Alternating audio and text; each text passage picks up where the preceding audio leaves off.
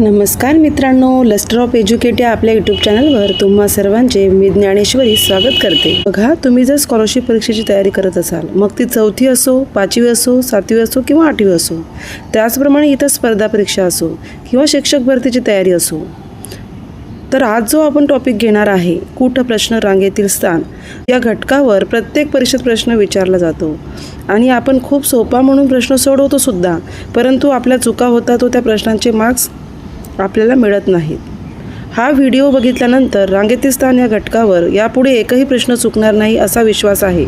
आज आपण या घटकातील अगदी छोट्या गोष्टी समजून घेणार आहोत। आपल्या सर्वांनाच माहिती आहे की येत्या 22 फेब्रुवारीला 5वी स्कॉलरशिप परीक्षा होणार आहे, त्यामुळे आपण 5वी स्कॉलरशिपचा जो स्वाध्याय क्रमांक 8.1 आहे, रांगेतील स्थान, हा सुद्धा पुढच्या व्हिडिओमध्ये समजून घेणार आहोत।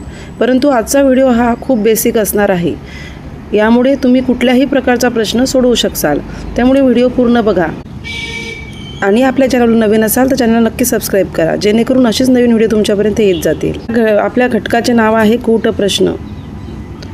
कूट प्रश्न म्हणजे काय?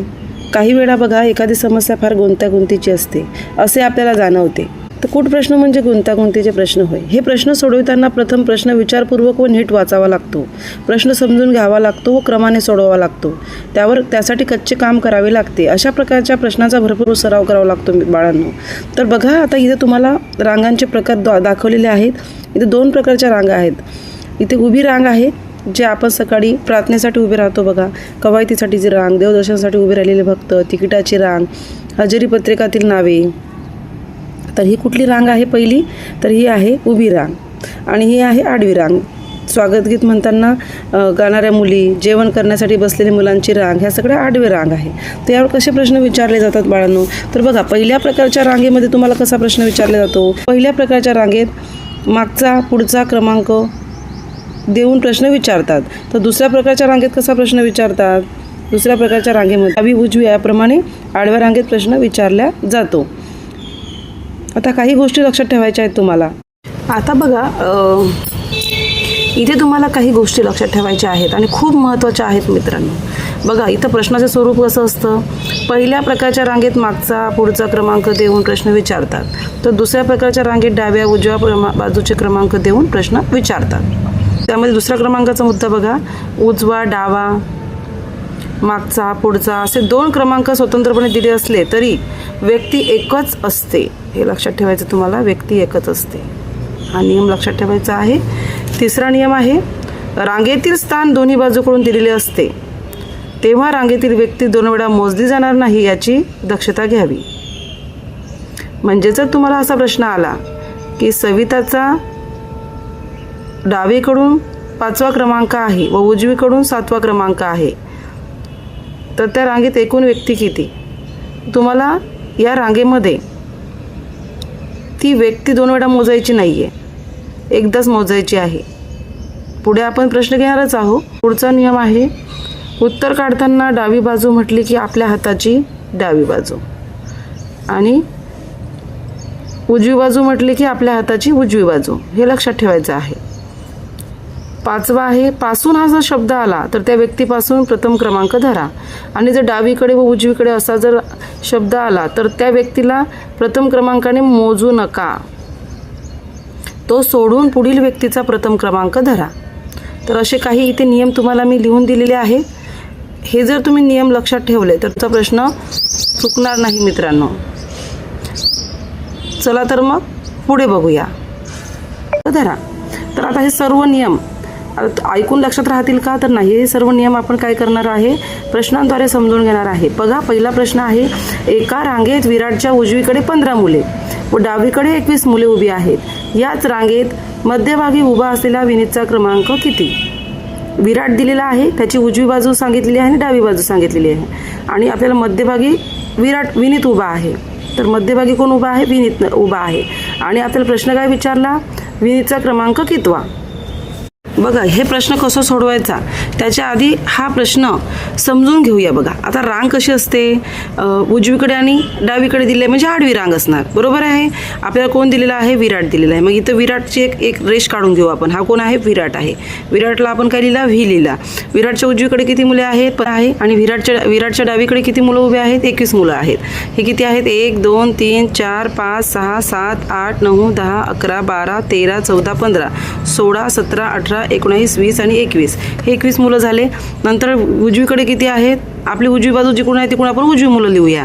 उजवीकडे आहेत 15 मुलं. 1 2 3 4 5 6 7 8 9 10 11 12 13 14 आणि 15. मग आता बघा पूर्ण जर तुम्ही मोजले तर हे तुमचे किती झाले होते, 21. हा एक 22 23 24. म्हणजे सरळ सरळ काय करावं लागतं, हे किती आहेत, 21 आहेत. हा विराट 1 आहे आणि इकडे 15 आहे. यांची काय करणार आहे आपण, बेरीज करणार आहे, बरोबर. मग किती झाली बेरीज बघा, 22 आणि हे 15 किती झाले, 37. परंतु प्रश्नामध्ये तुम्हाला काय विचारलं आहे, याच रांगेत मध्यभागी उभा असलेल्या विनीतचा क्रमांक कितवा. आता इथं किती आले आहेत, एकूण 37. आता तुम्ही लक्षात घ्या बघा, विनीतचा क्रमांक आपल्याला, विनीत कुठं उभा आहे, मध्यभागी उभा आहे. म्हणजे विनीत आपल्याला याच्यामध्ये ॲड करावं लागेल एक, बरोबर. म्हणजे किती झाले, 38 झाले. आणि भागेला 2, कारण की आपल्याला मध्यभागी सांगितलेलं आहे. भागेला 2 जर केला आपण तर किती येणार, बे एक बे, बे नंबर 18. म्हणजे जो विनीत आहे तो किती नंबरला उभा आहे, 19 नंबरला उभा आहे. आपलं उत्तर काय असणार मग, पर्याय क्रमांक 2. इथं लक्षात ठेवा, मध्यभागी उभा असलेल्यांचा क्रमांक काढताना एकूण संख्या विषम असेल. आता इथं विषम संख्या आली की नाही, तर यामध्ये 1 अधिक करायचा व भागीला 2 करून उत्तर काढायचं. म्हणजे आपल्याला जो मध्यभागी उभा आहे त्याचा नंबर मिळतो. लक्षात आलं.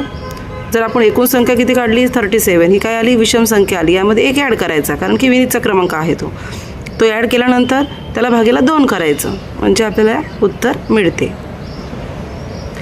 अजून पुढचे प्रश्न घेऊया. आता पुढचा प्रश्न बघा, एका हजेरी पत्रकात संगीताचा सुरुवातीपासून 10वा क्रमांक आहे आणि सनीचा शेवटून 20वा क्रमांक आहे. संगीता आणि सनी यांच्या नावामध्ये 15 मुलांची नावे आहेत. तर हजेरी पत्रकात एकूण नावे किती, हे उभी रांगेचा प्रश्न आहे बाळांनो. आता उभी रांग म्हणजे काय, आता आपली प्रेझेंटी आपण कसं लिहितो, 1 2 3 4. आपण प्रेझेंटी कशी लिहितो, 1 2 3 असे नावाने मुलं असतात ना.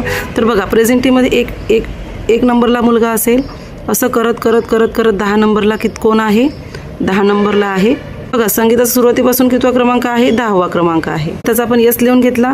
आणि सनीचा शेवटून कितवा क्रमांक आहे, म्हणजे इथून म्हणजे लास्टकडून इकडे येताना त्याचा कितवा क्रमांक आहे, 20. इकडे संगीताचा नंबर 10वा आणि इथं 20 आहे.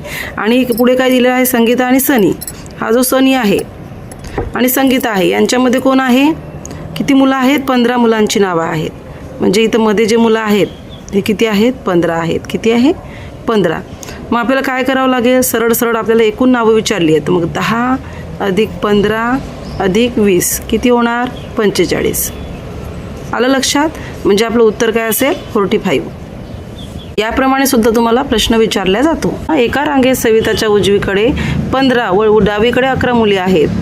याच रांगेत मध्यभागी उभ्या असलेल्या कविताचा क्रमांक काढायचा आहे आपल्याला. आता आपल्याला सविता इथं लिहून घेतली आपण आधी. आता उजवीकडे आणि डावीकडे शब्द वापरला, त्यामुळे सविताला प्रथम क्रमांक नाही द्यायचा. तर डावीकडे किती मुली आहेत, 11 आहेत. 1 2 3 4 5 6 7 8 9 10 11, बरोबर. नंतर उजवीकडे किती आहेत, 15. 1 2 3 4 5 6 7 8 9 10 11 12 13 14 आणि 15. इथं आपण सविताचा क्रमांक मोजला का, 1 2, तर नाही. त्याच्यानंतर आपण एक क्रमांक दिला, कारण की डावीकडे आणि उजवीकडे असा शब्द आला तर त्या व्यक्तीला प्रथम क्रमांकाने मोजायचा आहे का, नाही. तर तो सोडून पुढील व्यक्तीचा प्रथम क्रमांक धरायचा आहे आपल्याला. त्याचप्रमाणे आपण हे क्रमांक दिलेले आहेत. इकडे आहेत 15 आणि इकडे आहेत 11. आता प्रश्न काय विचारला की मध्यभागी उभ्या असलेल्या कविताचा क्रमांक कितवा. एकूण मुलं 15 अधिक 11 आणि ही सविता 1, बरोबर. सविताचा नंबर धरावा लागेल ना.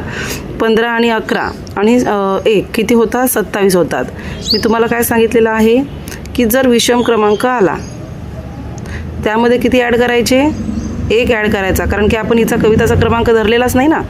तर कविताला त्यात ॲड करायचं, म्हणजे 27 अधिक 1 किती होणार, 28. भागीला किती करायचे, 2 करायचे. 28 भागीला 2 बेक बे बेचोक 8 म्हणजे आपलं उत्तर काय असेल? उत्तर असेल 14. म्हणजे कविताचा क्रमांक कितवा असेल? मग 14 असेल. बघा बाळांनो, मी सोप्या पद्धतीने तुम्हाला समजून सांगण्याचा प्रयत्न करत आहे. पण जर काही अडचण असेल, तुम्हाला एखादा प्रश्न समजत नसेल तर तुम्ही ते कमेंट बॉक्समध्ये नक्की सांगा. निकिता एका रांगेत मध्यभागी उभी असून तिचा 8वा क्रमांक आहे. तर रांगेत एकूण मुली किती आहेत? हा प्रश्न सोपा वाटतो, परंतु आपण कधी कधी गोंधळून जातो, म्हणून हा प्रश्न इथं घेतलेला आहे. निकिता मध्यभागी उभी आहे आणि तिचा 8वा क्रमांक आहे. म्हणजे ही निकिता आहे. ही किती झाली? 8व्या क्रमांकाची निकिता. म्हणजे इकडे किती मुलं असतील? इकडे असतील 7, बरोबर. आणि इकडे किती असतील? 7, बरोबर आहे का? कारण की ही 8व्या क्रमांकावर आहे ना, मध्यभागी. म्हणजे इकडे 7 मुलं असतील, इकडे 7 मुलं असतील. मग किती झाले? 7 अधिक 1 अधिक 7 म्हणजे किती? 15 मुली. किती मुली झाल्या? 15 मुली झाल्या. आता तुम्हाला इथं ट्रिक आहे. ट्रिक कशी आहे? एक छोटीशी ट्रिक इथं अशा प्रश्नाला लक्षात ठेवायची. यामध्ये काय आहे? मधला क्रमांक गुणेला 2 आणि वजा 1 करायचं. मग आता मधला क्रमांक किती आहे? 8 आहे. 8 गुणेला किती? 2 वजा 1. 8 दुनी 16 वजा 1 किती येणार? 15. आता हा वजा 1 का बरं केला? कारण की इथं आपण 2 वेळा या निकिताला मोजलं, म्हणून हे वजा 1 केला आपण. निकिताला एकदाच मोजावं लागेल ना. तर तुम्ही या पद्धतीने लक्षात ठेवू शकता आणि या पद्धतीनेही लक्षात ठेवू शकता. कदाचित कधी कधी ट्रिक आपल्याला वेळेवर आठवत नाही, तर आपण हे लॉजिकली जे प्रश्न सोडवतो हे आपल्या वेळेवर म्हणजे आपल्या कायमस्वरूपी लक्षात राहतात. त्यामुळे तिथंही हे उपयोगी येतात. परंतु जर कमी वेळेत जर सोडवायचा असेल प्रश्न तर आपल्याला ट्रिकसुद्धा लक्षात ठेवणं गरजेचं आहे. आता पुढचा प्रश्न बघा बरं. एका रांगेत 15 मुली उभ्या आहेत, तर मध्यभागी उभ्या असलेल्या निकिताचा क्रमांक कितवा? वरील प्रश्न जो बघितला आपण, वरती जो प्रश्न बघितला त्याचप्रमाणे हा प्रश्न आहे, परंतु थोडासा वेगळा आहे. म्हणजे काय बघा, आता एका रांगेत 15 मुली उभ्या आहेत, मध्यभागी उभ्या असलेल्या निकिताचा क्रमांक कितवा? आता बघा 15 मुली आहेत. आता बघा हे जर तुम्ही 14 पकडले, हे 15 आहे विषम संख्या, बरोबर आहे. 15 विषम संख्या आहे. मग आता मध्यभागी कोण आहे? निकिता आहे. मग जर आपण इथं निकिता पकडली, एकूण मुली किती आहेत? 15 आहेत. म्हणजे इकडे 7 असतील, इकडे 7 असतील आणि निकिता कितवी असेल? 15वी असेल. म्हणजे 7 आणि इकडे जर 7 मुली पकडल्या आणि इथं जर 7 मुली पकडल्या आणि निकिताचा नंबर जर आपण 1 आणि निकिता 1 तर 15, तर मग ही कितवी असेल? इकडून पण 8वी असेल आणि इकडून पण किती असेल? 8वी असेल, बरोबर आहे.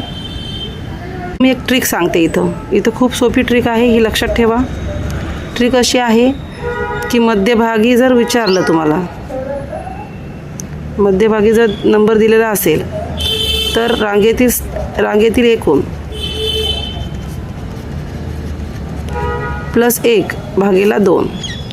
मग रांगेतील एकूण किती आहेत? 15 आहेत. अधिक किती? 1 भागीला 2 म्हणजे 16 भागीला 2. 2 16. दोन्ही प्रकारे उत्तर तुमचं निघते. या प्रकारे पण निघते आणि या प्रकारे निघते. म्हणजे उत्तर काय असेल आपलं? 8. इथं पण आपलं 8च उत्तर आलं होतं, इथं पण आपलं उत्तर 8च आलं. बघा आतापर्यंत आपण जेवढे प्रश्न बघितले बाळांनो ते सगळे स्कॉलरशिप परीक्षेला याआधी आलेले आहेत. आता इथं तुम्हाला 2 प्रश्न दिसतील बघा. 2020ला आलेला प्रश्न आहे आणि 2018ला आलेला प्रश्न आहे. इथं तुम्हाला विचारलेलं आहे कवायतीसाठी जेवढ्या रांगा आहेत तेवढीच मुले प्रत्येक रांगेत आहेत. तर प्रत्येक रांगेत 15 मुले असतील तर मैदानावरील कवायतीसाठीच्या सर्व मुलांची संख्या किती आहेत? बघा आता इथं तुम्हाला स्पष्टीकरण सुद्धा दिलेलं आहे आणि वाचताच आपल्या लक्षात येते. आपण वर्ग पाठ केलेले आहेत. 15चा वर्ग किती आहे? 225. पण आपल्याला लक्षात आलं पाहिजे बाळांनो की आपल्याला करायचं काय आहे. इथं काय विचारलं आहे? क्यूब विचारला आहे, वर्ग विचारलेला आहे. दुसरा प्रश्न 10 नंबरचा प्रश्न बघा. 5 जणांच्या धावण्याच्या शर्यतीत जॉनच्या पुढे अहमद व समीरच्या दरम्यान फक्त गौतम असून जॉन व अहमदच्या दरम्यान हरभजन होता. तर मध्यभागी कोण होता? आता तुम्हाला इथं धावण्याचा क्रम लावायचा आहे. तर बघा हा प्रश्न आपण जर वाचला तर लगेच आपल्याला याचं उत्तर काढता येणार नाही. यासाठी तुम्हाला कागद आणि पेन लागणारच आहे बाळांनो. तुम्ही स्वतः याचा सराव करायचा आहे. तर बघा तर बाळांनो बघा आज आपण कूटप्रश्नातील काही नियम समजून घेतले काही प्रश्नांच्या आधारे. बघा बाळांनो इथेच थांबूया. तुम्हाला व्हिडिओ कसा वाटला ते कमेंट बॉक्समध्ये नक्की सांगा आणि आवडल्यास लाईक करा, शेअर करा, कमेंट करा. धन्यवाद.